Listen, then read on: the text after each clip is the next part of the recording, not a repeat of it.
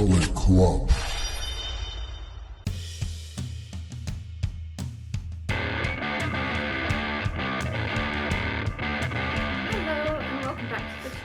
Welcome to the channel if it's your first time with us. This is Allin Presents. I'm Leanne, your host for this video, and my co-host is joining me, Allin. Hello. The other one. I think you can just see him on the camera, and this is also Rags. His little paw. You can see his paw and his head going up and down as he licks his leg. So, you're welcome. There he is. There he is.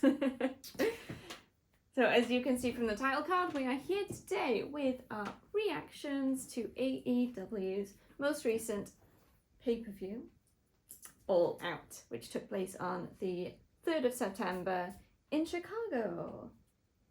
So we've watched it today, and we're going to do our reactions to it. So I hope you enjoy.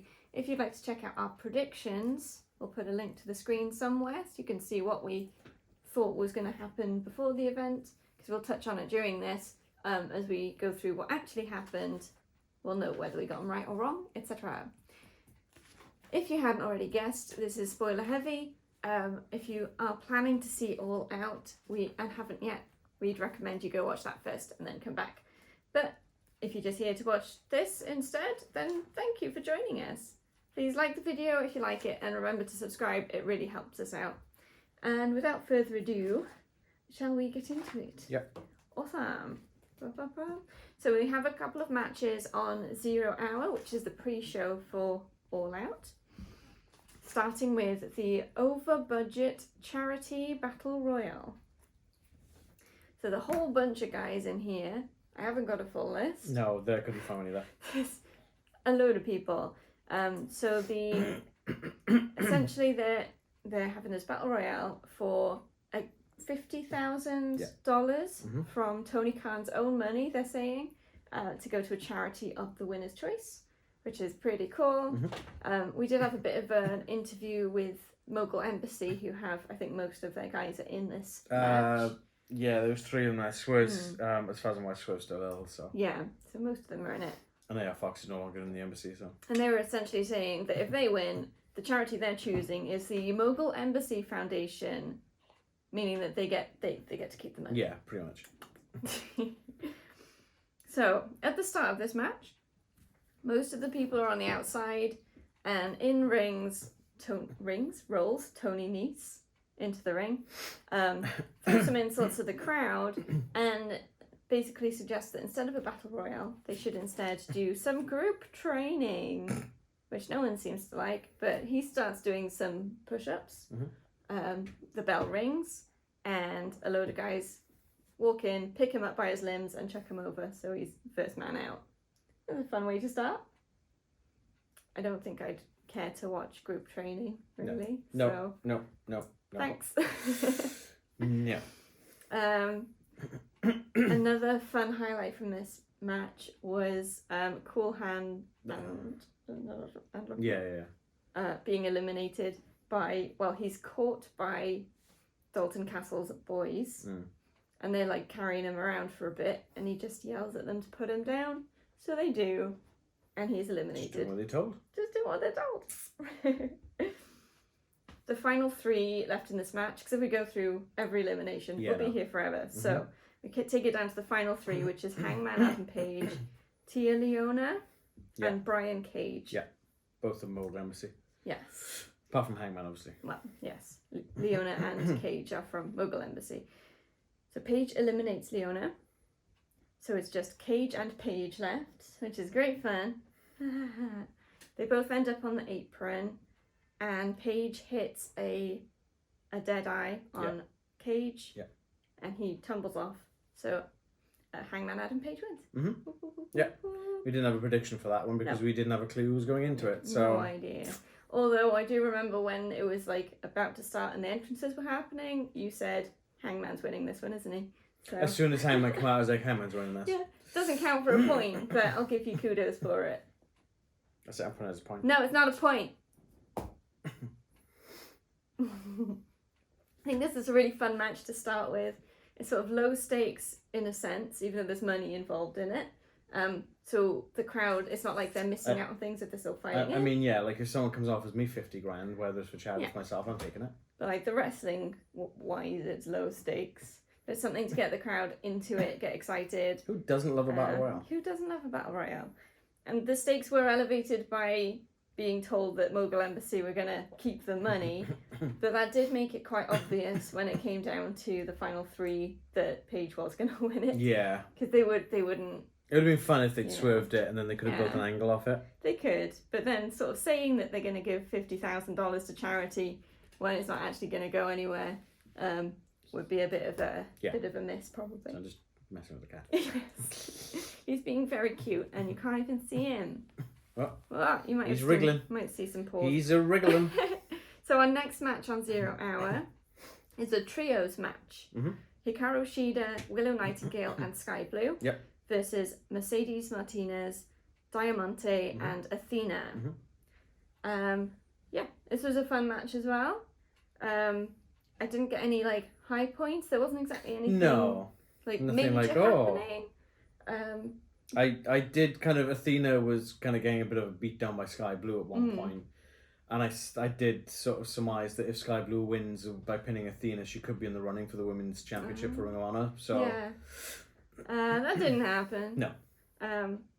In the end, Skye Blue pinned Diamante. Yes. After hitting a code blue. So you still have Skye Blue getting that push. Yeah. But not quite towards the title picture at this point. There seemed to be a lot of dissension between Athena, Diamante, and Martinez. As in, yes. Diamante and Martinez have been teaming up, and they didn't seem to want to play well with Athena. Is what I mean. Yeah. There seemed to be a lot of dissension there. Left out. So I wonder if that's going to come into play at some point. I don't know, because I think all 3 of those are pretty much in Ring of Honor these days, so we we don't really see much of that. Although this wasn't really announced until Collision, so this won't be in our predictions video. I did edit the description on Sunday after we'd finished watching Collision, after we watched Payback. So we predicted Shida, Skye Blue, and Willow Nightingale to win, and we both got that one correct. He's trying to eat me. What's the crap? You shouldn't knock it over. He's gone a bit crazy. Cool. It was really fun to see some of the female stars that we don't see as often getting a show in. Not necessarily on a pay-per-view, but on the pre-show. Still great. It still counts as a pay-per-view, really, when you think about it. Massive crowd. Over 10,000. Yeah. And in particular, Skye Blue in her hometown. He's literally going to knock that cup over him out. I'm trying to find a way to get it away from him without just getting my hand chomped off. Okay, and then we have one more match on the 0 Hour. Yeah. We've got Satnam Singh, Jeff Jarrett, and Jay Lethal versus the Acclaimed, Max Caster and Anthony Bowens, and Daddy Ass, Billy Gunn. Yeah. For the Tag Team Championships? The Trios Tag Championship. Yeah. For some reason I didn't write down that it was for a championship. They didn't really push it much, but yeah, it was made on, I want to say Collision. I think it was. I think it was Collision. Yeah, because Dennis Rodman showed up and they got Dennis Rodman in the corner. Yes. Yeah. The basketball player. The Acclaimed have Dennis Rodman in the corner. And former New World Order member. Yeah. From WCW. The other team, Jay Lethal's team's entrance, we had a basketball net, and Satnam Singh comes out with a basketball and he goes over to the net as if he's going to just like pop it in, but then he just crushes the ball, which is quite fun. It's impressive, isn't it? Yeah. There's obviously a gimmick, but... Obviously. So they get to the ring and the ref's in the ring, but Billy Gunn says, I've got my own ref, sends her away, and brings Aubrey There's out. only one female ref on that. So he sends the It looked like a female ref that was in the ring already. Maybe, I don't know. But I didn't recognise them. All I remember is we've got a ref, or I've got a ref of my own, and you're not it. Aubrey, get out here. It looked like someone I didn't recognise, but I might have been a Ring of Honor ref then. Maybe. Trying to cut their teeth on the big show, maybe. So obviously Karen is disgusted by this. Karen. I'm disgusted by Karen. Yeah, definitely. This wasn't a bad match. We had Aubrey getting distracted by Karen for a bit, which allowed Dennis to attack Jay Lethal with the guitar. Well, there was Satnam. Was it one of the other team was trying to bring it in, and it didn't go well for him. Yeah. So Dennis gets involved. I don't know Dennis Rodman. I think he played for the Bulls. I think so. He's alright. He seems fun. But for the finish, Max Caster hits the mic drop and pins Lethal to win, and they retain the championship. Again, this was announced on Collision, so we put it in the description of our predictions video, and we got that one correct. So we both picked Acclaimed and Daddy Ass to win. Yeah. I thought it was a throwaway match myself. A little bit. It's actually the shortest match on the card. It was very short. For the trios champs, that's bad. See, if that was House of Black, that would have been about 10-15 minutes long easy. I feel like the purpose of this match was to get a crowd pleaser that would get them prepped for the main show to start. And not chatting CM Punk. Yeah. So having the Acclaimed out in any capacity at this point is a good move, but I think you're right that there's a bit of a... It wasn't like a bad match. Yeah, it's alright. But could have been better since it was for a championship. I think I'm just getting a bit fed up of seeing Sanjay and Karen and just... It's the same gimmick with the guitar like every time. Yeah. A different person will hit a different person with it, but it's still the same And the problem is I've seen that in WWF. Yeah. I've seen it in WCW. I've seen it in TNA. I've seen it in WWE. Yeah. I've seen it in AEW. It's not like... I get it. It's a staple, but damn it, Jarrett, get a new gimmick. Yeah. It's like the first time it happened, it's like, oh my goodness, he smashed the guitar over someone's head. But now it's... He's got a guitar. Well, that's getting smashed over someone's head. Yeah, so it lost the... Yeah, so what they rate. need to do is he calls himself the Last Outlaw. Actually be an outlaw. You people expecting to bring a guitar here? Screw you. I'm not bringing it. Yeah.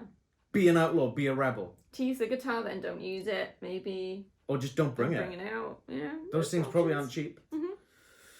Anyway, on to the main show. Okay, before we go anywhere on the matches, we did our pre-back reactions. I don't even know what day it is. Yesterday. So as we're recording this, our payback reaction went up yesterday, and I had an interesting stat about the in-ring timings compared to filler. So if we do not include the pre-show for payback, we had 54% wrestling. So the event was 205 minutes long, and there was 110 minutes of wrestling with 95 minutes of filler and entrances. Okay.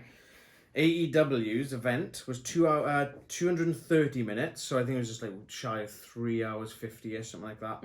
I did round up actually. I think it might be a couple of minutes out. They had where are we? 100 and... Is that right? What do I do with my maths here? Hang on a minute. So that's with that. That's with that. 104 minutes and 75... no, that's filler. No, sorry, there it is. 158 minutes and 25 seconds of actual in-ring competition, which equates to 69%. So it's definitely more in-ring action in AEW. Now, with this one, and we'll get into this shortly, there was a lot of out of the bell constraints action as well. Yes, there was a lot of action in the ring, but not between the bells. Which we'll talk about in between there, but obviously we wanted to sort of stick true to what we did for the WWE pay-per-view. Then, out of curiosity, obviously with 3 matches on the 0 hour, so that including the 0 hours, 290 minutes for all out, and 185 minutes and 25 seconds of in-ring action to 64%. If we add the pre-show onto WWE's total, that's 265 minutes, and there's 110 minutes still of in-ring, which equates to 42%. Yeah. It's not a great look, is it? No. Let's be honest. Considering most of the in-between-the-bell stuff in Payback was... Adverts. More adverts. Yeah.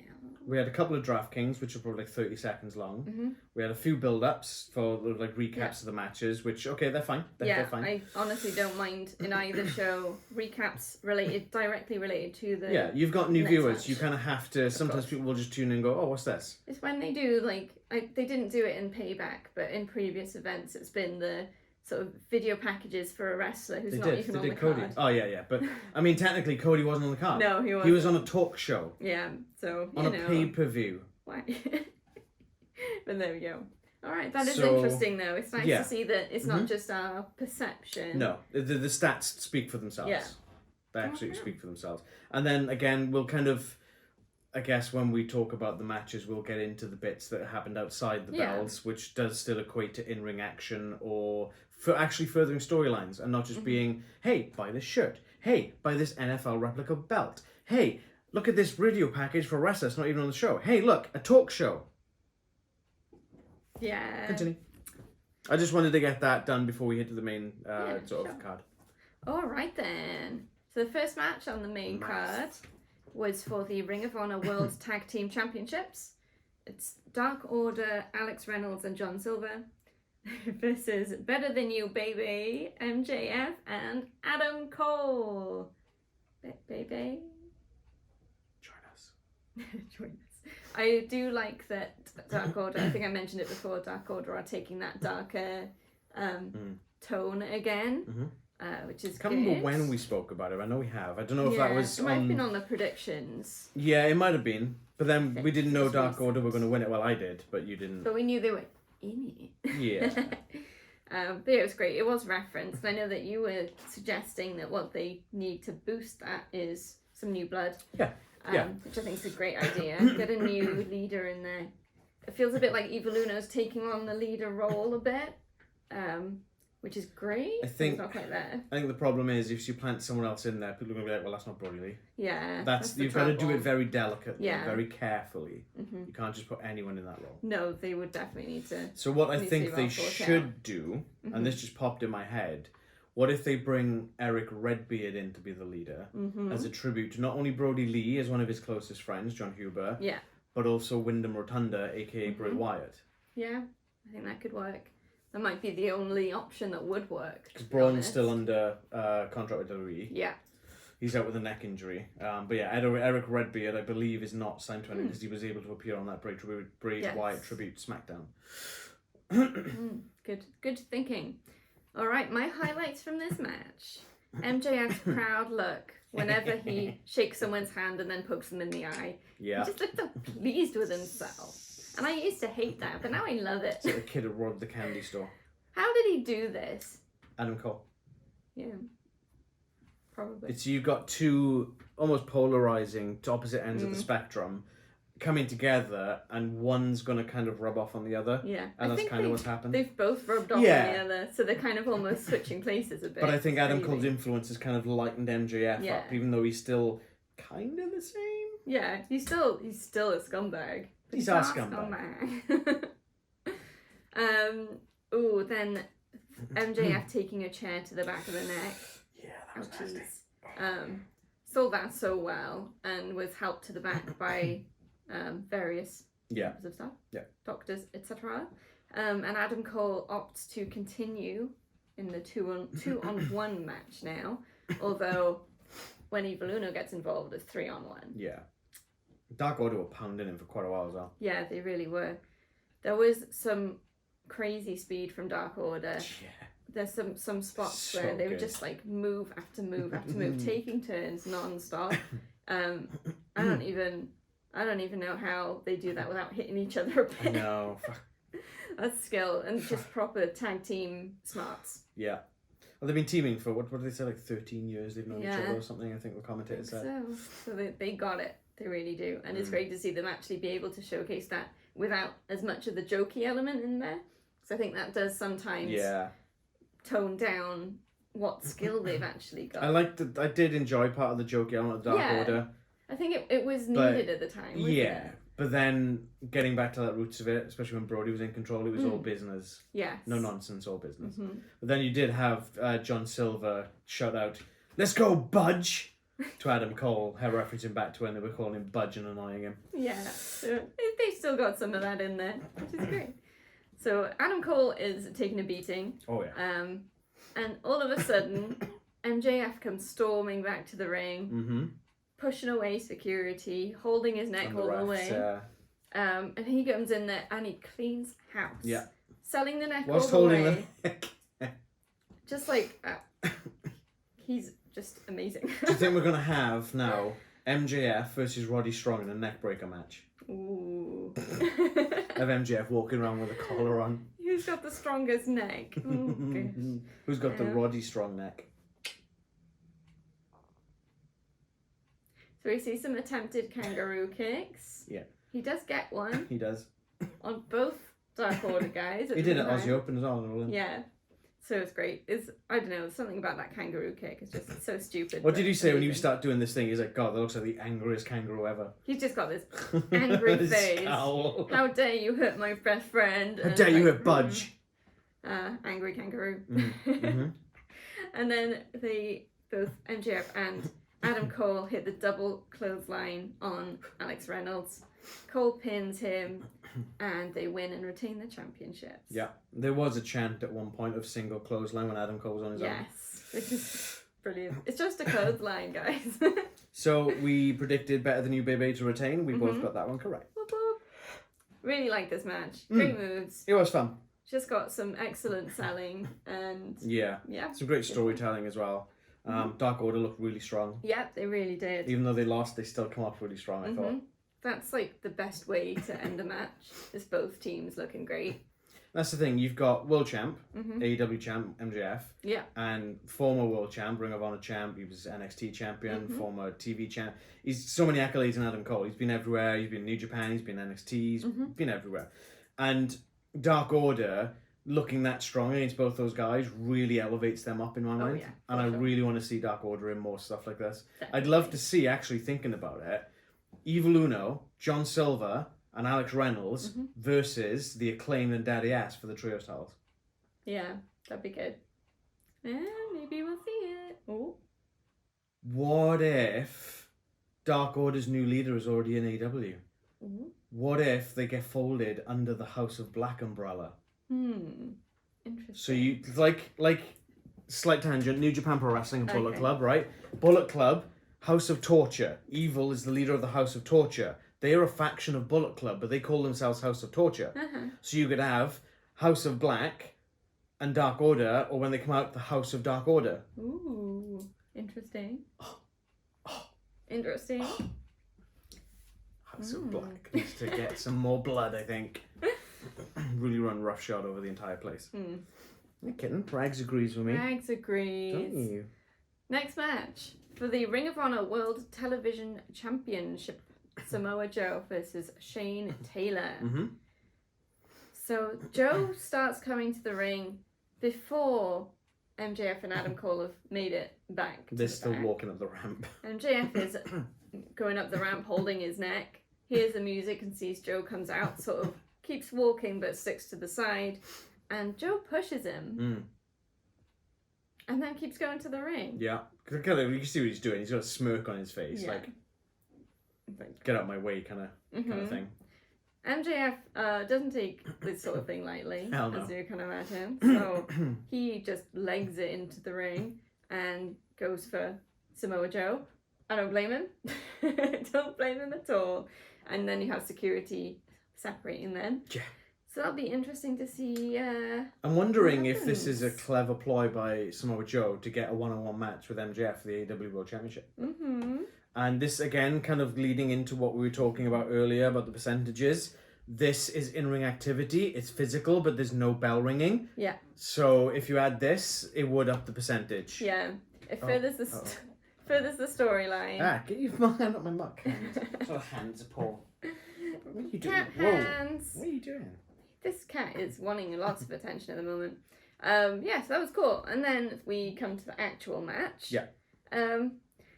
Like I said in the predictions, I don't have a lot of stock in this match because of not really knowing Shane Taylor. I was quite surprised to see that for the start of the match, he seemed really dominant. Yes, he's not a lightweight. He's No. certainly in the same sort of weight range as Samoa Joe. He had very shiny shorts. He did, and very big shorts. That made his legs look really weird. Yeah, it did a bit. He looked like an inflatable man. He did, yeah. And shiny things. But yeah, a little bit distracting. Just like this cat. It was a hard-hitting match for sure, and it's always great to see Samoa Joe in action. Yeah. King of television, baby. Oh yeah, definitely.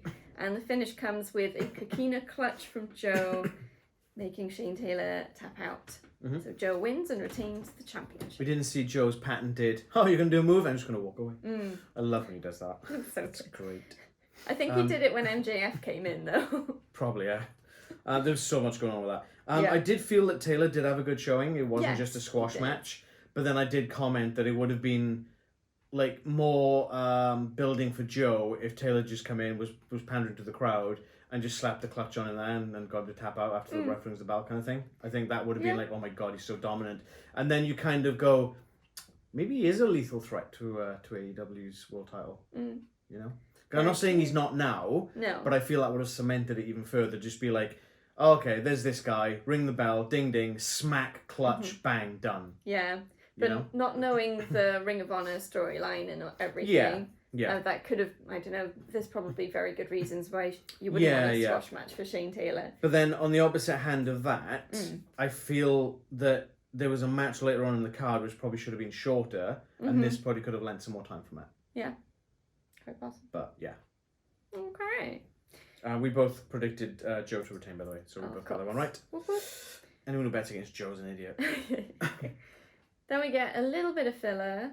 It's a DraftKings sponsor spot. They are the main sponsor of these AEW events, so they do a little bit, which is fine. It wasn't very long, and it was some of the wrestlers usually were like involved, under a which minute is easily. a good way of doing it. Yeah, it's usually Daddy Magic and Cool Hand. And they like make some predictions or something. Well, it's part of the bets. Yeah. Who's going to throw the first punch? Who's going to hit the first finisher, etc. Who's going to first pinfall? Stuff like that. Yeah. Is CM Punk actually fired? Spoiler alert, yes he is. He definitely is. Forever. And then we come to the next match for the TNT Championship. We've got Darby Allin, who's joined by Nick Wayne, versus Luchasaurus, who comes out with Christian Cage. So, Leanne, what did you say to me during this match that I can no longer unsee? What did I say? Oh, that Darby Allin is actually Darby All In. If you look at his name, it spells all in without a space. You're welcome! What is wrong with you, Cat? I've tried smoothing his back and he's just not letting me have it. So. There you go, give him an extra cheers. You're welcome, everyone. It's Darby All In now. Yes. So the whole thing with this match really is that Darby's back is injured from from All Out. All In, sorry. Where it seems that where he coffin dropped onto a coffin, it probably actually did some damage. There was an interview that he had. I can't remember if it was a legit one or if it was like part of the story, as it were. But he did say that coffin drop hurt his spine. Yeah. I'm not surprised. Yeah, I would not be surprised. British coffins and American coffins used in wrestling are very different. Yeah. It's not a flimsy plywood lid. No, it's not. You know. So obviously Luchasaurus is going to take advantage of this. Probably the worst / best, depending on how you look at it, way of doing it is where Darby Allin's on the outside and Luchasaurus basically puts the steel steps on his back, pushes down. So for context, because people might not be picturing Luchasaurus putting the steps on his back and walking. Yeah, he's already lying down. Darby Allin is lying down, and Luchasaurus puts the steps on his back, kind of like what Rags is now, but like this with the steps on his back, as in Darby Allin. Like that. He's also black and white. He is also black and white, and bitey. Just like Darby Allin. So then Luchasaurus, he pushes down on them and also walks on them. Up to the ring apron, yeah. And ouch. That's all I can say. Ouchies. And then Nick Wayne makes a good show of trying to lift them off and making them look heavy. Yeah, he did a good job. Nick Wayne's alright. Like, the steps probably aren't as heavy as they were making out. No. But Luchasaurus is, and there's no way he can lift his weight off of him. That's his full weight on those stairs on Darby Allin's back. Yeah, I don't know how Darby does it. Where are we? Yes. Darby Allin at one point tries to land a crossbody on Luchasaurus and just rebounds right off him. I think one of the commentators said that's like crossbodying a brick wall. Yeah, Luchasaurus didn't move. He just kind of goes, shunt. Just like, nope. Just like tenses up and he just... rebounds. So that was quite fun. Another highlight was Luchasaurus having Darby in the torture rack, which looked real painful. Yeah. And then Christian is on the outside urging Nick Wayne to throw in the towel for Darby Allin. Yeah. But instead, Nick Wayne takes off his shirt. Good one. He doesn't do anything. He just It's that teenager mentality, isn't it? yeah. What do I do when I'm in trouble? Take my shirt off. And he's got a vest underneath, so he's not like topless. He's but... probably like, right, let's go, you and me. Yeah, but then they don't. No. Yeah, so it's fine. Spoilers.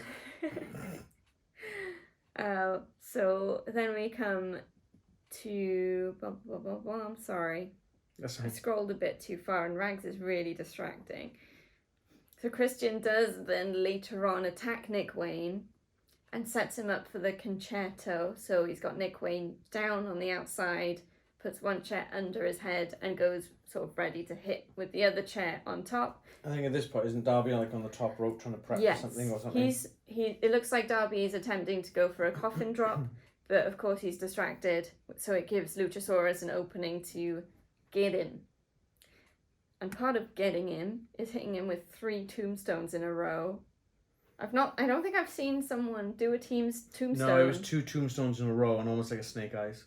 I thought So he he did hits 3 in 2, the end. Mm-hmm. and then he throws him up and smashes him on the top turnbuckle. I thought he did it twice. Like he tried to do it 3 times, something else happened, and then he went and did it 3 times again. Oh, maybe. Well, I can only remember the 2 with the turnbuckle smash. Because then he literally throws him in the corner. Because they had to cut the angle after the first one because you could tell Darby was nowhere near the ground. Oh. So they had to cut to a second angle. There's more of an off angle. But I don't think I've seen before someone doing a tombstone and just picking the person back up. I haven't. So that was usually when you tombstone, you just drop down because of the momentum and the weight of that person. That just shows either A, Darby Allin weighs like 100 pounds soaking wet. Yeah, probably. Which is possible, or Luchasaurus is just a beast. Yep. Which he is, because he's a freaking dinosaur. So after those tombstones, Luchasaurus, I'm not sure what he does, but he literally throws Darby into the corner. Yeah. And then pins to win and retain the championship. Yeah. So I had that one correct, and you had that one incorrect. Boo! I quite enjoyed this match. Not that I liked the outcome of it. I did. Yes, of course you did. Well, no, I'm just waiting for Luchasaurus to sort of, I don't say grow up, because that's the wrong term, but he's going to turn on Christian Cage or something. He has to. That's the only way.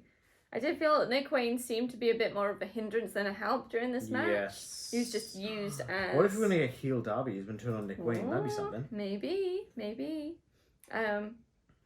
We did sort of, after the match, some more in-ring, out-of-the-belt action. Just upping that percentage again.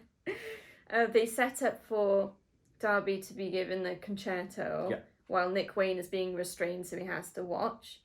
But before it can happen, in run Sean Spears and a bunch of other guys to break things up, and Christian and Luchasaurus sulk away into the corner, or skulk. I was going to say more skulk than sulk. Yeah, Mr. K. But yeah, I think the speculation is that Darby Allin might be taking a bit of time off, potentially. Oh, he's had a thought. So what if, right? Yeah. What if Christian Cage agrees to wrestle Darby Allin at Wrestle Dream? October 1st, new pay-per-view from AEW, in memory of Tony Inoki, the founder of New Japan Pro Wrestling. I feel I have to get all that in, and I'm kind of like stopping my sentence because I'm like, that's the end of it. Actually, no, I need to elaborate a little bit more. I need to elaborate a little bit more, and a bit more again. So what if, right, Darby Allin's like, right, I want you at Wrestle Dream, and it's like, we don't see him for like maybe 3 weeks or whatever, right? And then he comes out, and they say they attack Sting, so Sting's injured, so he can't come to Wrestle Dream. And he's like, it's all right, I got more than one friend. Out comes Edge. Oh. Could it be the time? If his contract expires at the end of September, he'd be a free agent. They only generally have a no-compete clause if they're released from their contract early. Interesting. We shall see. Next match, we have Powerhouse Hobbs versus Miro. The Redeemer. This is going to be a typical meat fest. We'll get to it. So these guys lock up before the bell even rings. Yeah. And then as soon as they lock up, they're like, oh, quick, ring the bell. Yeah, the ref's like, oh, ring it. They've already started. And what sort of surprised me is that first lockup, Hobbs comes out on top. Well, they kind of stalemate, they lock up again, and then Hobbs comes out on top. Okay. I'm not really surprised per se, because if you look at the muscle mass, Hobbs is bigger than Miro. He is bigger. But the more dominant character is Yeah. Miro. But character doesn't necessarily mean strength. What are No. you doing? But yeah, it's fine. Hey. It's not a bad thing. You're having nice head There scratches. was a moment where See? it seemed like Hobbs was spilling to the outside, like over the top rope, I think. It something seemed to go, I'm not sure, wrong, or if he was overacting it maybe. Seemed to spill further than expected. Oh, like, yeah, that looked quite... Fadunk onto the floor. Yeah, that didn't look right. He was okay, it's fine. Strangely, the biggest highlight of this match was the crowd. Yeah. I couldn't quite tell if they were really into the match or if they were maybe slightly bored and just coming up with stuff to have fun. It was because they describe it as meat slap two big meat slabs of kind meat, thing. yeah. There were a lot Miro of and Powerhouse meat are big chants. slabs of meat, yeah. So there was meat slap meat, I think was one. Yeah, holy meat. Holy meat, meat forever, and meat is awesome. Yeah. Sorry to any vegans out there. So yeah, meat chants. Lots of them. that was nuts. Very weird. I can't even imagine. Wow. It's got me. What Hobbs and Miro thought of it at the time. Yeah. I can imagine they're trying to not laugh. Yeah. Like, what the hell? Like, would they be just eating into it? What the No meat? pun intended. Or would they be really frustrated that it's sort of turning into a joke a little bit? I don't know. I don't know. I'm not so... Maybe I'm reading too much into it. I don't know if it would be a joke, because they are two big Yeah. guys. But you hear a crowd chanting And- meat forever. Well, the thing is, the commentators have instigated that, because they talk about being big slabs of meat. Yeah. It's the commentator's fault, that's what we're saying. Mhm. Damn you, Tony Schiavone. Damn you, Excalibur. Damn you, Nigel McGuinness. Damn them all. Damn them all to vegan hell. So the finish for this But then one... vegan hell would be a meat factory, right? Probably. So much meat.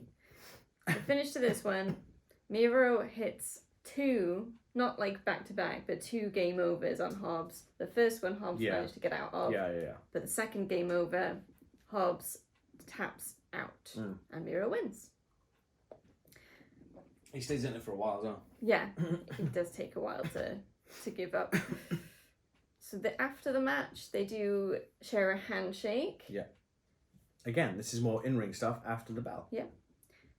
Miro turns to leave, but sort of turns back. It's because when he was holding hands, when he went to pull away, it almost looked like Hobbs was going to try and hold his hand to stop him, like, jerk him back in. Then Hobbs like, oh, But then Miro was like, So Miro continues heading out, and Hobbs attacks him. Yeah.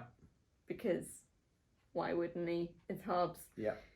But to the rescue of Miro comes a surprising entry, and I'm not quite sure what name they're going by. Yeah, they didn't mention a name. No, but this is CJ Perry. That's her real name. Known as Lana. In WWE. So we'll see what name. And or it's known Miro's... in AEW as Miro's hot wife. Yeah, the only way that they described it was it's Miro's wife. Miro's hot wife. Miro... No, I mean during the commentary. Okay. I think they just said it's Mrs. Miro or Miro's wife. Something like that. So but they didn't give her a name, so... She grabs a chair and hits Hobbs across the back. Looks like a fly trying to dent a truck. Yeah, I mean, it doesn't do anything other than Annoying. make him turn away from Miro, which is, I guess, the desired effect. She does kind of cheekily throw the chair down then towards Miro. No, because Hobbs snatches it off her. Oh, is it? Oh, does he throw it behind him? think Oh, so. okay. I misremember So he that bit. snatches it and approaches her as if he might attack her. She's obviously backing away, looking terrified. Miro gets up, gets the chair, and attacks Hobbs. Which sends Hobbs off to the back. Yeah. Then CJ Perry and Miro have a moment where It's they almost like a stare down. they look at each other and She's like, yeah, CJ's like, I'm here, aren't you happy that I came and helped? And Miro's just like looking at her as if she's some foreign thing. Yeah. Like I don't know. And he leaves the ring and starts walking up the ramp. And as he's going up, he's yelling, "You're not real." So I'm not quite sure, because I know part of the storyline at the moment is he'd forsaken his god, forsaken his hot wife and everything. He doesn't need anyone. He is the Redeemer. So where is it going to go from here? Ooh. It's really intriguing. And what show is it going to be on? Dynamite? And what's her name going to be? I reckon they're going to use CJ Carey. Probably. Maybe just showing it to CJ. Yeah, maybe. Yeah, we'll see. We both predicted Miro to win that one, so we got that correct. I've got, now that I can see my notes, I thought it was a good match. It was hard-hitting. Yes. It was a meat fest. Uh-huh. But I did feel this one a bit long.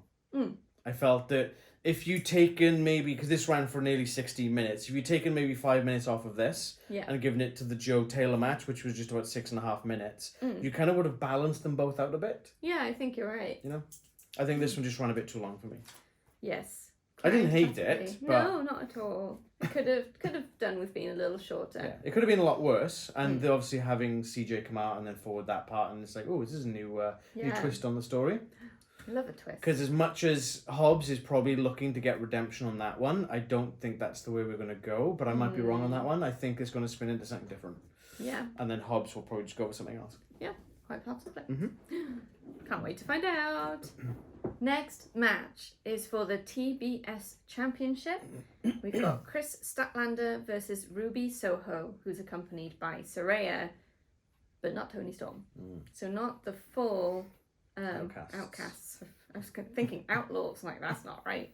It's probably because I said Last Outlaw. Probably. It's in my head. Not a bad match. Yeah, it was alright. Ruby, Soho and Kris Statlander are both great talents. And this match again really did develop storylines, which we'll get to in a moment.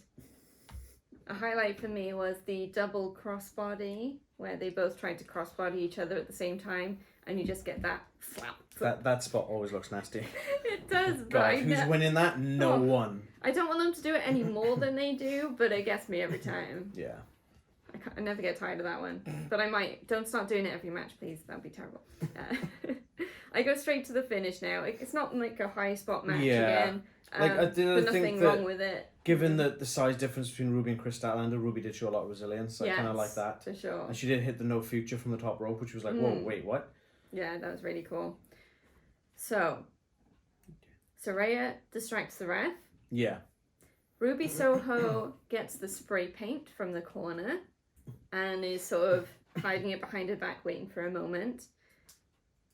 Then out from under the ring comes... It was almost right underneath Saraya as well. Yeah, right next to her. Toni Storm. Like, what is she going to do?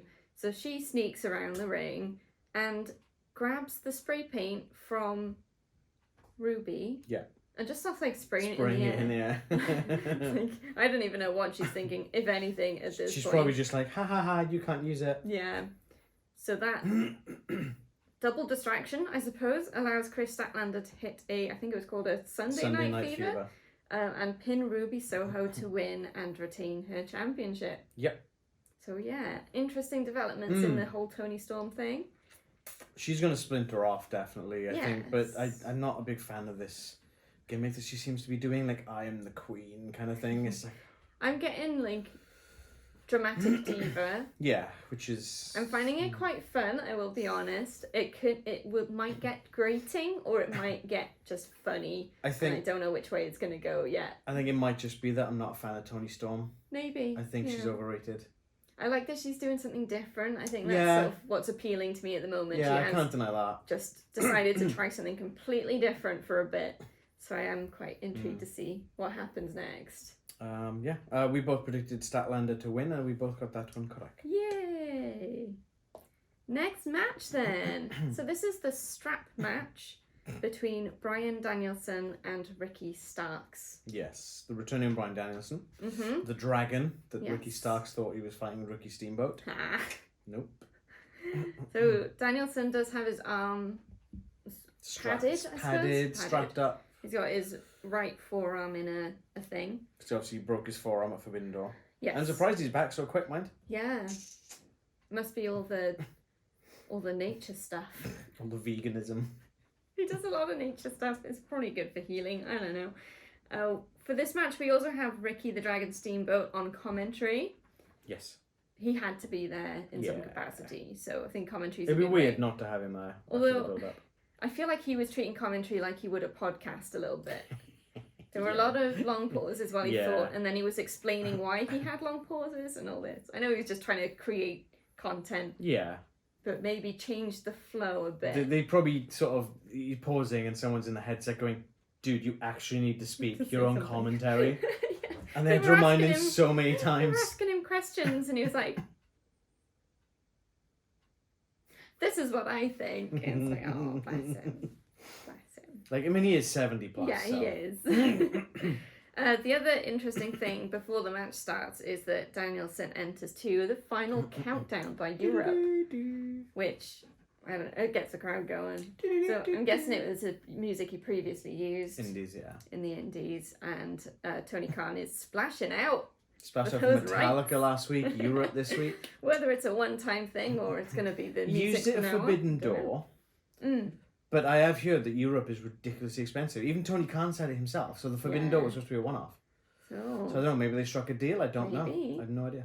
I mean, it's publicity. Come on. All right. I'm going to throw it back to the percentages again, because this match starts without Ricky Starks putting the strap on and starting to fight. Yeah, the match doesn't start for quite a while. Yeah, so that percentage keeps ticking up. Mhm.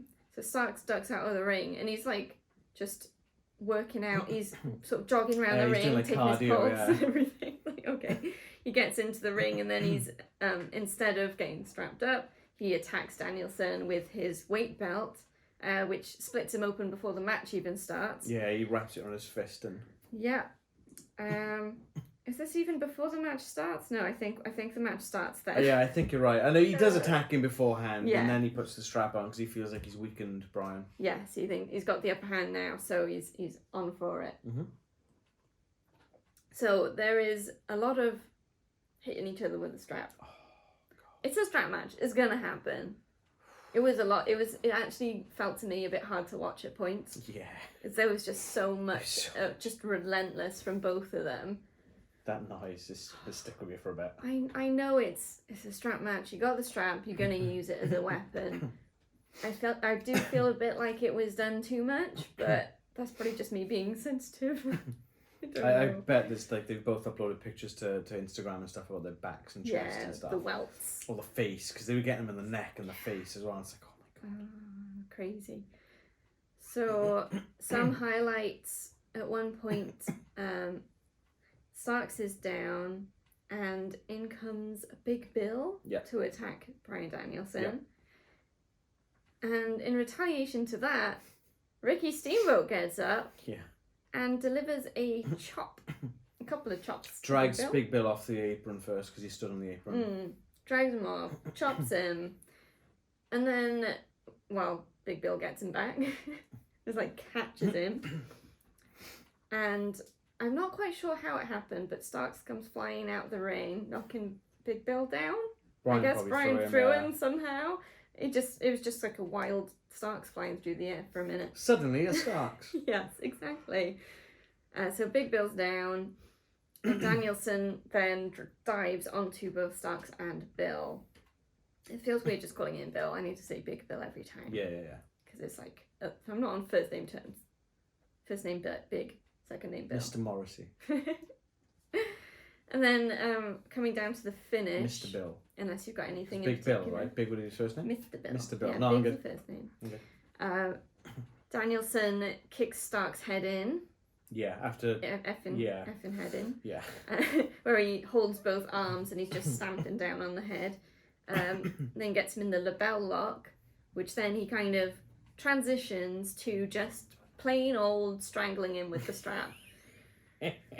And Starks He's turning red. turning red, the veins popping out. I don't know how you fake that, to be completely honest. I mean, not fake, but I sell guess that. maybe holding his breath and tensing his neck muscles. So he's basically choking himself. Effectively, anyway. yeah, but he's in control of it. Yeah, he's in So control. he knows the it's limit. okay, but then he passes out, and Danielson wins. Yep. So I didn't hate this match, but No. like I said, a little bit hard to watch in parts. Yes. A bit much for me, maybe. I know I've seen worse in other senses, but something about the just The strap. constant strap hitting just got me a bit, I think. Yeah. I enjoyed it. I did enjoy that. Mm. Even though Bryan wins, I thought Starks got a hell of a boost from it. Oh, yeah, Because he shows he can go with Bryan Danielson. for sure. And that is not an easy task. No, You know? it's not at all. I did note down that I think part of why this match might have felt a bit not as good to me is that we know how technical a wrestler Danielson is and the groundwork he can do and the grappling and everything. You don't get as much of a chance to do that in a strap match because it is all about just relentless whacking each other. Yeah. So that might have been partly why it felt a bit lower for me. I think. He's part of the Blackpool Combat Club, who are known fighters as well as grapplers and wrestlers. So I think this kind of shows that he's more than a one-trick pony. Yeah. As well, so I think it strengthened Bryan's sort of street fighting ability. Then he fits with Mox and Claudio, especially after Stadium Stampede last week. He obviously couldn't attend that. I think it kind of helps Bryan with that in that sense. That's what I think. Cool. So as Danielson's exiting, there was a fly. I wasn't trying to hit the cat. Yeah, there's a fly. As Danielson's exiting, we get a bottom third ad for Wrestle Dream on October 1st. Yeah. I think that's a really good way of doing it because it isn't taking time in the show, but it's still putting the stuff out there, the what's coming up soon kind of thing. And then we'll see something about this on Dynamite, no doubt. Yeah, most likely. Hopefully we'll start getting matches for it as well, because I think they were trying to collaborate with New Japan again with this one, because it's in honor of the late Antonio Inoki, that's again the founder of New Japan Pro Wrestling. Yes. I think they're trying to get some New Japan guys in it. So yeah, that'd be really cool. So we do get a little bit of filler. We have a recap from the Battle Royale that was on 0 Hour. Yeah. A lot of people who tune into the pay-per-view might not have watched 0 Hour WWE before. fans might think there's no matches on the 0 Hour pre-show. Very true, but there's 3. So they basically do a recap, say who won, and announce that the charity that Hangman Adam Page has chosen to give the donation to is the Chicago Public Education Fund. It's pretty cool. It's the town they're in, and gets a pop from the crowd. And it's a good cause. Almost 50% of the pre-show was matches, bell to bell. Crazy. I just wanted to put that in there. Next match is Katsuyori Shibata and Eddie Kingston versus Blackpool Combat Club, Claudio Castagnoli and Wheeler Yuta. As in, Claudio and Wheeler belong to the Blackpool Combat Club, not the Blackpool Combat Club and Claudio and Wheeler. Well, they're in it. I think if you put clubs...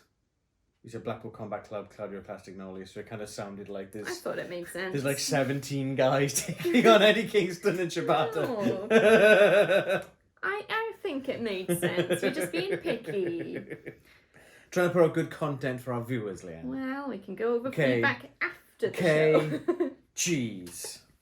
This is a great match. We got to see a mixture of wrestling styles. So I very much enjoyed this one. I really enjoyed Shibata's work in this, especially, well, partly when Claudio and he were in the ring. Claudio's like chopping and doing all sorts, and Shibata seems to be feeding on it, just building energy from those strikes. And there's something about that kind of spot. I know there's quite a few wrestlers that do it, but when you do it well, it's just you could feel it. You just feel it building and building, and you know something big's coming. So I very much enjoyed that bit. I also liked when Claudio was in the ring and Shibata tagged Eddie in. Yeah. Claudio just turns his back, tags Wheeler Yuta in, gets out of the ring, and does not face the ring for a while because he knows Eddie wants him, and he's not gonna give in to that satisfaction. So it's like he's doing it to purposely wind up Kingston. And it was because Eddie Kingston's got a fiery temper. There was an epic strike from Shibata to Wheeler Yuta, to which I got my favourite commentary line of the night. He hit him in the back of the head. It's just his face got in the way. Was it a knee or I can't remember? I think it was a kick? I thought it was a chop. I think it was Uranagi. It was a spinning back fist. Yes, this is Uraken, not a Uranagi. Something to do with an arm. It's an Uraken. Yeah, it's the spinning back fist that Eddie Kingston does. Yeah. And he hit Yuta in the back of the head with it, or vice versa. Hit him in the face. In the face, that's right. The impact, basically, he hit him in the back of the head through his face. It's like you see these like violent horror films where someone hits someone with a sledgehammer or something in the face, just goes. I kind of expected Wheeler to get up, turn to the camera, and just his head was like this thin. Or something. Yeah, it's like a sheet of paper thin. Oh, what a strike! That's sort of all the highlights up till the finish. If you got anything in particular you want to add in here?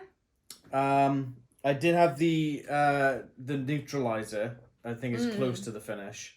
The neutralizer that Claudio Castagnoli hits on Eddie Kingston. Yeah. And he I can't remember if he goes for a pin or not, but then Kingston's just kind of like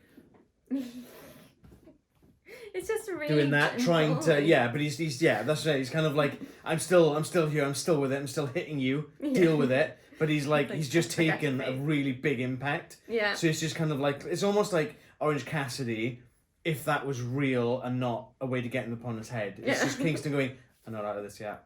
I'm still coming out. I've still got you. It's that kind of thing, and I really like that. Yeah, it's good. It makes it feel more genuine. So the finish came as a little bit of a surprise, a bit out of nowhere, perhaps. It's Claudio lands an uppercut. Yes. On Kingston. Yeah. Just a simple uppercut, and pins him to win. So I've got smudges on my glasses all of a sudden. Oh, I wonder why. Yeah. Because he usually does the pop-up uppercut, where he kind of chucks him up and... Thank you very much. Yeah, it seemed to be out of nowhere a bit. I'm not sure. But it worked. Yeah. The match was so fast-paced and constant that having an ending that's quite abrupt sometimes adds to it. Yeah. So it's not like I didn't hate it. But, I mean, at the end of the day, a surprise ending is an ending that you don't see coming, and there's nothing wrong with that because it means they're not being obvious. So, good stuff. We both predicted Blackpool Combat Club to win this one. We both got this one correct, and we also predicted Bryan to win the last one after it was announced on Collision, so we got that one correct too. Sorry, so I moved on thus too quick. far, Blackpool Combat Club are on a winning streak. Thus far. Thus far. Next match, we've got Kenny Omega versus Konosuke Takeshita, who is accompanied by Don Callis. Boo.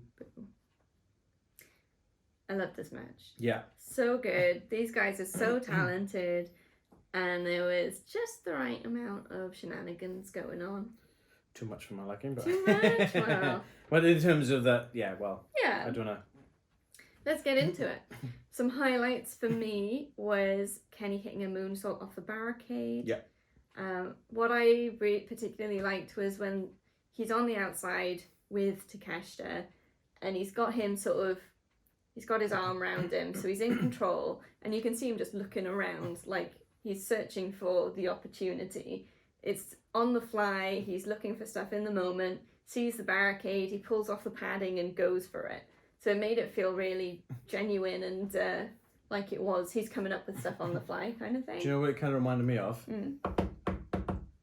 Terminator. Yeah, Terminator scanning for what he's looking for. There we go. Yeah, I like that comparison. Definitely. So there's a moment then where Takeshita's pulling chairs out from under the ring, and we're like, what's he doing? He's going to get disqualified. He picks up a chair to hit Omega, and the ref grabs it out with his hand and is yelling at him, you can't do that, you'll get disqualified, because obviously. But that does mean the ref's distracted, so... That snake.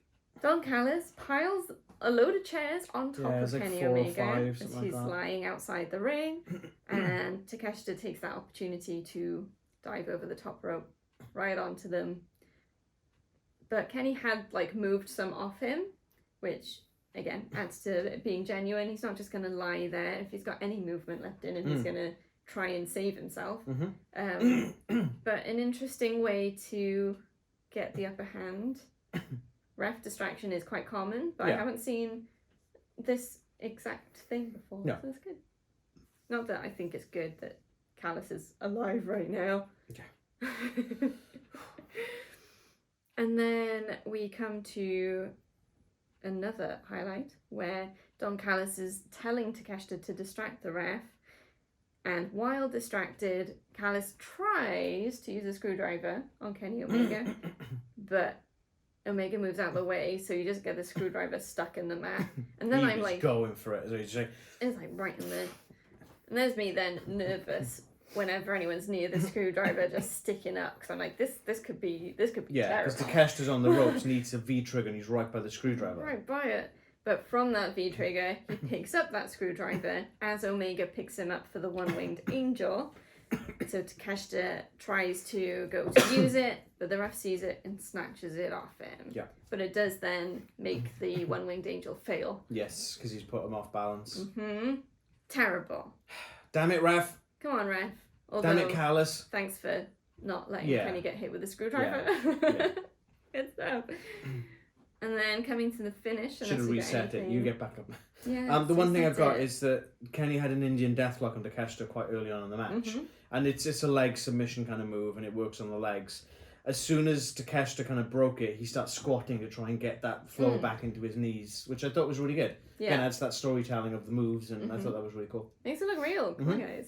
We know wrestling isn't fake, so it's great to see when they actually... Wrestling is not fake, it's predetermined, it's different. But showing that they're, like, putting that effort in to know what they would be doing if that move hit with the full force that it might in not predetermined circumstances.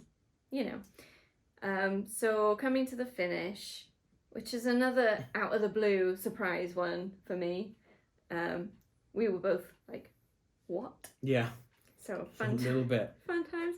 Takeshita lowers his knee pad, hits a running knee, and pins Kenny to win. Yep. Takeshita beats Kenny. Although I don't know if I'd class it as clean. No. Because Callus did have some interference, and obviously the interference led the one-winged angel from failing. So I would say that's not a clean win per se. No, a clean finish, but not a clean win. You can go with that maybe. Could the finish be clean if outside interference led to the one-winged angel failing? Yeah. I don't know. Let us know in the comments. We both predicted Kenny to win that. We got that one incorrect. Sad times. I was on a roll. Then we have a little bit of filler with a second DraftKings sponsor spot. And we head straight then into the next match, which is Bullet Club Gold, who is made up of Austin and Colton Gunn, Switchblade Jay White and Juice Robinson, versus the Young Bucks, who's Nick and Matt Jackson, as you should know, and FTR, who is Dax Harwood and Cash Wheeler. Elite, bang, bang, elite, oh. bang, elite, come club. Bang, bang, gang. Hang on, it has to be that hand. Bang, bang, gang. What fingers happen? What do fingers do? Correct. Okay, I love this match. Some magical wrestling happening. Great teamwork and showmanship. As you'd expect from all of these teams. Some highlights for me were Dax Howard joining in the Gun Club. He knocks Switchblade down. The other three are in the corner with the guns. Facing and the crowd. He just goes and stands with them like... joins in. Now you take them all down, one by one. There's a great moment in when all 8 wrestlers were in the ring. You had FTR and Young Bucks in control, just like doing exactly the same moves. It looked like synchronized swimming. It was beautiful. And it ends up with a quadruple sharpshooter. They don't last for long, but it's a great moment. Loved it. Yeah.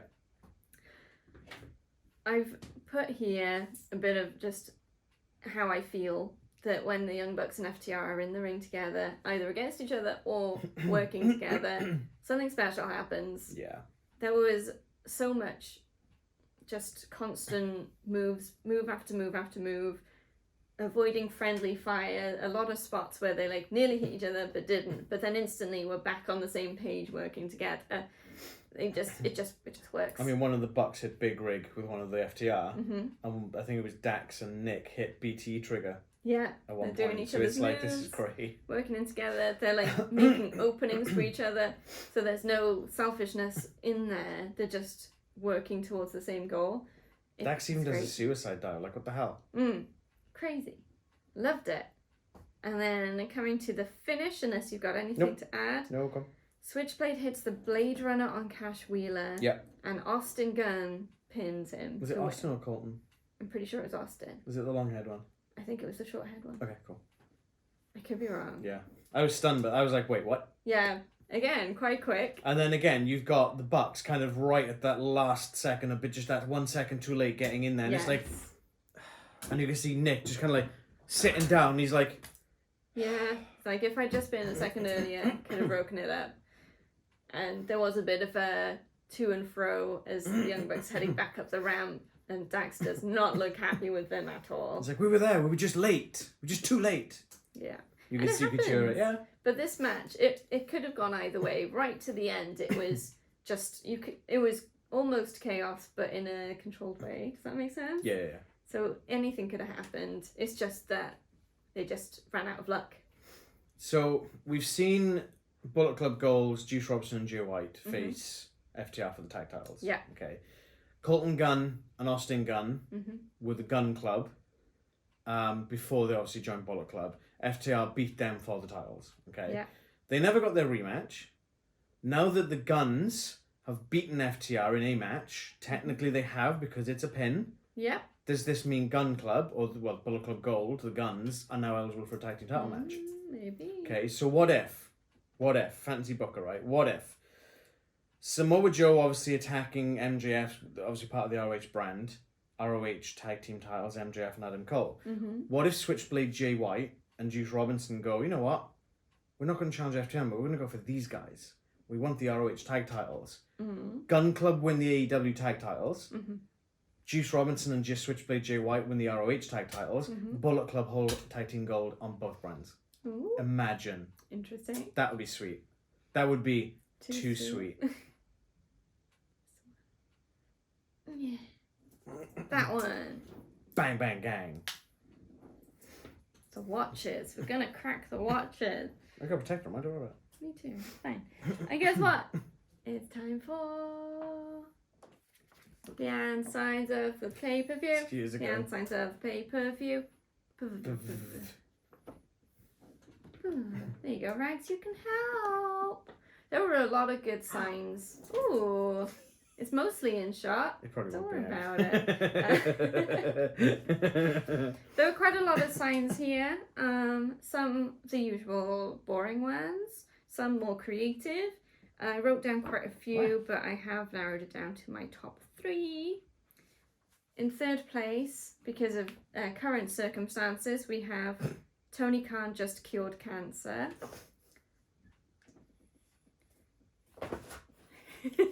You like that one. You like that one. That should be number 1. Obviously. That should be number 1, 2, and 3. No, we got some good ones. Just wait till you hear them. I mean, it's obviously related to current events. Does one of the signs say best in the world at being a whiny bitch? No, that was on a different show. Yeah, so it's not better than what you just said. Yeah, we agree, kind of. And I know our friend James will agree with that. Thanks, Tony. In second place, We love you, Tony. I'm a fan of Orange Cassidy, and I don't have a sign idea. Oh, I missed that one. Isn't good? That one made me giggle. It's very Orange Cassidy. I liked it, and it was sort of written in the style like his entrance boards are, so very Comic Sans handwriting-y kind of thing. So I liked it. And then number 1, Mox bleeds if you yell at him. Which ironically, well, we'll get into why it's ironic. It's actually quite funny because that's reminding me of being in the Elite spot on the show Being in the Elite, where Matt Jackson was getting asked to do stuff, and every time he'd be like, I'm going to get colour. And he would just get like tomato sauce or something and squirt it on his head, but it'd make it look like he was bleeding. Yeah. And then they'd be like, oh my God, what happened? And they'd be like, oh, I walked into the door, this, that. All right, okay, we'll take care of it, don't you worry. And he'd be like, yes. And he reminded me of that, actually. It just popped in my head. Yeah. But then the thing was like, did you just juice to get out of this? And he's like, yeah, I've been juicing to get out of stuff. It was great, I loved it. Yeah. Moxley bleeds easy. Yeah. Apparently if you yell at him, it works. So that came to number 1. So thank you for watching the hand signs of the pay-per-view. The hand signs of the pay-per-view. One thing we did forget to mention is we got the last prediction wrong. Oh, yes, we did. We had Bucks and FTR to win.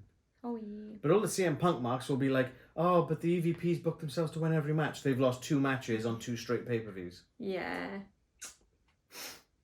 And Kenny lost as well. He's up there, so... He lost the Forbidden Door as well. Yeah. Alright then, guess what? It's time for the main event. I'm getting good at this. That was close. It wasn't as good as last time, it was close. No, I told you, we just need to cut that and paste it in now. Dub it over. It's time for the main event. Ooh, that was good. Oh, nice one. We'll have to snip that and just use it next time. So this is for the AEW International Championship. Jon Moxley versus Orange Cassidy. Great match. Mhm. Good times. Yeah. I loved it. There's a lot of stuff going on. To start the match, Orange Cassidy just stands in the corner, not even looking at Moxley. So, being very Orange Cassidy, trying to get in his head. Then Orange gets colour, as we've been talking about. It's not Moxley who bleeds, it's Orange Cassidy. Yeah. And he bleeds a lot. Like a stuck pig. My God. It was quite near the start of the match that it started relatively. Yeah. And even when the match had finished, it was still dripping out. Literally one of my notes, dripping. Yeah, it was a lot. I hope he's got stitches or staples or whatever he needs. Yeah. So that happened after spilling into the outside. I think he probably got hit onto the announce table. I'm not sure. I don't remember. I don't know. Sometimes when they spill out, I can't see what happens properly. It can get a bit chaotic. A little bit. Depending on the camera cuts. Mm-hmm. Some of the other highlights I've put It might have been the corner post, because they were talking about the sharp yes. edges on the steel, on the square posts. Could well have been. Other highlights for me, Moxley mocking Orange Cassidy by putting his hands in his waistband. Because he doesn't have pockets. Most wrestlers don't have pockets. I thought that was fun. And then you have Moxley uncovering the concrete flooring, but then taking the beach break on it. Because if you're going to set something up, be prepared to take it yourself. Because that's what's going to happen. The other main note I've got is beach break splat. Yes, that noise. Jesus. It was like someone clapped their hands. It was just rough. Flat back on concrete. I know these things probably sound worse than they feel a lot of the time, but that's still gonna hurt. Yeah.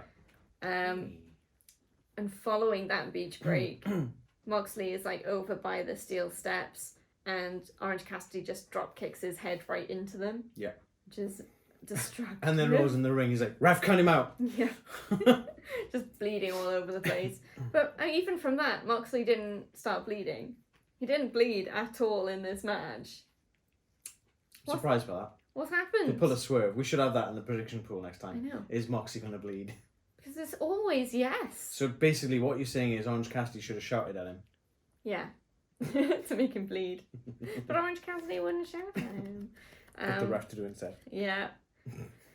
So those are my main highlights up till the finish. You got anything to Orange started doing his kicks. He did. And it started off slow, and then he just starts leathering him with kicks. You can see the frustration, like I don't know if frustration is the right word. It was more like the will to win and just prove Moxley wrong. Determination. Yeah, and he's like, kick, kick, boot. It's like, oh God. Yeah. Orange Cassidy's gone one. Okay, cool. Because we have not seen that before. Usually when he's doing the hands in pockets kicks, it stays light. He'll do the big one and then move on to something else. But all get caught in the other guy. Yeah. Yeah. So the finish was a Death Rider from Moxley to Orange Cassidy, and he pins him and wins, and Moxley's the new champion. We effectively hit 2 in a row, because he hit one, and Cassidy kind of rolls out slightly, and then he kind of gets up, and he's like, I'm not going to do it, middle fingers, and then Moxley hits him on the one. Yeah. And he planted him with that second one. And the worst thing about it is, after making our predictions, how many times did I say, why do I get the feeling Moxley's going to win it? Yeah, you did. How many times? But you had the opportunity to change it. I know. Yes, we both predicted Orange Cassidy to win, and Moxley did. Now, I'm not particularly upset about this, because I was getting a bit, really the orange punch thing again, with the broken hand, and blah, blah, blah, blah, blah. But I also don't want to see Moxley holding another title. Yeah. I don't think Moxley needs it. No, I don't think so. But at the same time, it was time for Orange to take a break, get himself healed up, have a holiday. And there's, with the run that he's had winning, I don't think there's a huge amount of people that it would have made sense for him to drop it to. You could have done Bryan Danielson at Wrestle Dream. Or you could have maybe done Jon Moxley's protege, who has been in AEW, who was part of Blood and Guts. I think it was Blood and Guts. Shota Umino. Yeah. Especially at Wrestle Dream. Yeah, maybe. Because if you're doing a joint show in New Japan, that would have made sense. I feel like Danielson's kind of similar, doesn't need a title. True, but he would elevate the title, not the other way around. I don't feel that Moxley elevates the title, and I don't feel that the title elevates Moxley. Okay. So I literally feel there's no benefit to having this title on Moxley. I suppose the question now is, how on earth do they get the title off Moxley? Easy. Yeah? Eddie Kingston. Yeah. Oh, yeah, they're due for a showdown, aren't they? Eddie Kingston. That'd be good. That's a hell of a prediction. It's going to happen. Eddie Kingston's going to be the one to beat him. So maybe getting it to Moxley is just a roundabout way of getting it to Kingston. Maybe. Maybe. We shall see. And that So, was it. In terms... Yeah, that's all the matches. So in terms of predictions, you had 8 out of 12 correct. I had 9 out of 12. Look at you with your one extra. Correct. Because I bet on the right dinosaur. I wasn't talking about you, Rags. Okay, favourite match. My favourite match was Bullet Club Gold versus Young Bucks and FTR. I'm really torn between that and Omega and Takeshita. Yeah, I know. I really hate the ending of the Takeshita match. Yeah, that's what put me off it. And I really do like Bullet Club Gold. Yeah. For me, it was just the amazing teamwork and all that tandem stuff that just made it something special. But then look at the tension and the drama in the Takeshita and Omega match. Yeah. That first suplex, that high German suplex that Takeshita hits on Kenny, and he basically lands on his head. Yeah. And we were like... Yeah. I think what's great is that we both look for different things in our matches. I seem to be more towards the impressive looking stuff and the working together thing, whereas you lean more towards the tension and the hard hitting stuff sometimes. Yeah. So there's absolutely nothing wrong with wanting different things, and it does mean we're not just repeating each other when we get to our favorite and least favorite matches. So that's good. I don't think I can pick between these two, so I'm going to say that's a joint winner. Okay, joint winner. I can't pick. No, fair enough. Least favorite match. Are we including 0 Hour? Let's do the least favorite match on the main card. Okay. The strap match for me. Really? Yeah, I think the feeling of it being hard to watch just dampened it a little bit too much. The Stadium Stampede was worse. Blood and Guts was worse. Bed of Nails. It's a different thing, because those, the way I see it, you've got a variety of horrible things happening. In this, it's the same thing happening over and over again, which, to me, it just made it feel like, oh, that's a bit much now. I'm done with this. Maybe do something else. Okay. Including 0 Hour, what's this favorite match? The women's trios match, I think. Really? Yeah, That's surprising. not exactly anything wrong with it. Yeah. But nothing particularly stood out for me. Yeah, I would disagree with that one because I like fair. Skye Blue. I think she's got a love hell Skye of Blue, it. Yeah, and I think her getting the win on that was a really good platform for her, and that elevates her a lot in that one. Yeah, so whilst the match wasn't really oh god, this is so good, it wasn't necessarily bad, and Skye Blue getting that win really does cement her as a thing. Yeah, I think agreed. for me, if not including the 0 Hour, it would have to be Miro and Hobbs because I felt it went too long. Yeah, fair. Wasn't a bad match. I liked the match. I just felt it was a bit too much. It was a bit too long. Yeah, I think what gave that extra points for me was the stuff that happened after the match. Yeah. The extra storyline. That's fair enough. Yeah, and again, that's going to have a good payoff. Yeah. I guess it kind of ties in with Samoa Joe and Shane Taylor because I felt that might have been too short. So it's kind of like but if I had to pick one, it would have to be Miro and Hobbs because it ran too much. Yeah. As opposed to underrunning. Underrunning you can kind of forgive a little bit. Yes. Overrunning is like... Yeah, when you're checking your watch, it's no good for anyone. If I'm including the 0 Hour, Acclaimed. Yeah. Versus Jarrett's camp. You're just salty that it's not House of Black No, anymore. I'm just tired of seeing Karen Jarrett. I'm tired of seeing Satnam Singh. I'm tired of seeing Sanjay Dutt. All doing the same thing. And it's like... Like you say, I do agree that, like you said and earlier, yeah, if Acclaimed it's a should be throwaway holding those match, belts. They're friggin' pink straps. They're disgusting. that they scissor. If that makes it better. Yeah. Right, there we what's go. next, Leanne? On the spot, here we go. What's next? We got a bit of a break from pay-per-views a little bit. 4 weeks. 4 weeks. So we've got some other stuff coming up, some video game things and some board games. In terms of wrestling content, what's next? In terms of wrestling content, it's Wrestle Dream. Oh my god, you got it right. Hey. 1st of October. Well done. I think it's a Sunday again. It is.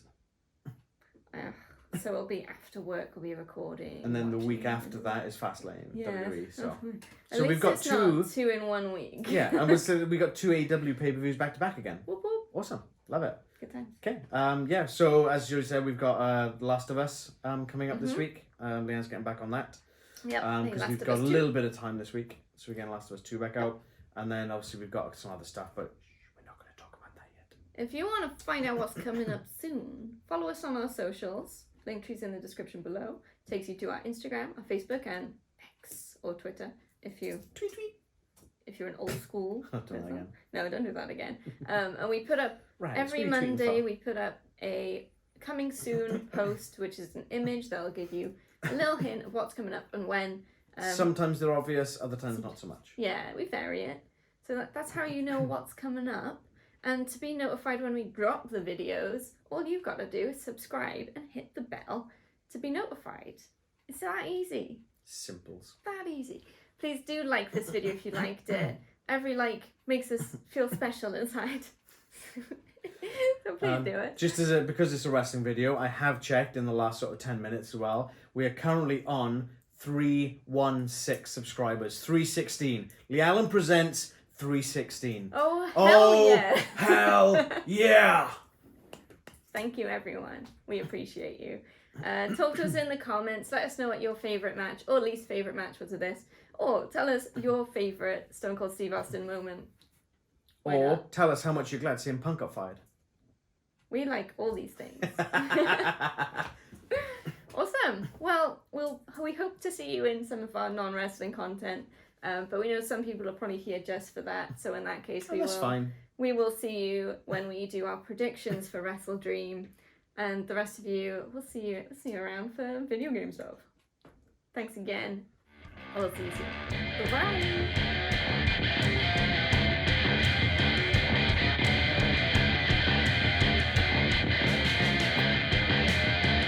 Bullet Club.